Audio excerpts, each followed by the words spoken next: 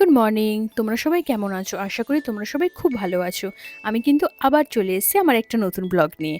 তা আজকে সকাল সকাল কিন্তু আমার একটা কাজে আমি বেরিয়েছিলাম কয়েক ঘন্টার জন্য। তো তখন মেয়ে ঘুমাচ্ছিল, তো এসে দেখি মেয়ে উঠে গেছে, ততক্ষণে ওর ব্রেকফাস্টটাও হয়ে গেছিলো।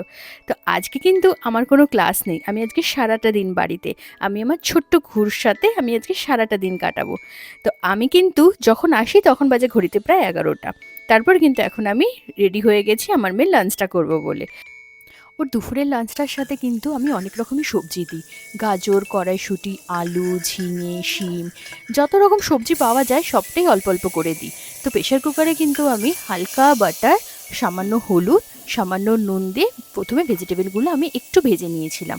তারপরে কিন্তু ভালো করে চালটা ধুয়ে নিয়েছিলাম, ধুয়ে প্রেশার কুকারে দিয়ে একটু নাড়াচাড়া করে তারপর সামান্য পরিমাণের একটু জল দিয়ে নিয়েছিলাম। প্রেশার কুকারে আমি 4 থেকে 5টা সিটি দিয়ে নিলাম। তো যাই হোক, আমাদের যেমন স্বাদ না হলে ভালো লাগে না খাবার খেতে, তো ওদেরও একটু স্বাদ দিয়ে খাবারটা আমাকে বানাতে হয়। তো তোমাদের সাথে কথা বলতে বলতে কিন্তু আমার খাবারটাও রেডিও হয়ে গেছে। তো আমি দেখো ওকে রেডি করে নিয়ে কিন্তু খাবারটাও স্টার্ট করে দিয়েছি ওকে খাওয়ানো।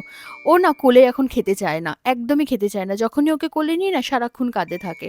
তো এখন থেকেই না আমি ওকে মাথায় বালিশটা দিয়ে একটু উঁচু করে তারপরে কিন্তু ওকে খাওয়াই। তো আজকে যেহেতু আমি বাড়িতেই ছিলাম, তো ওকে আমি খাইয়ে দিচ্ছিলাম। এই সময়টা কিন্তু আমি পাই না ওকে খাওয়ানোর, এই লাঞ্চ টাইমটা ওকে।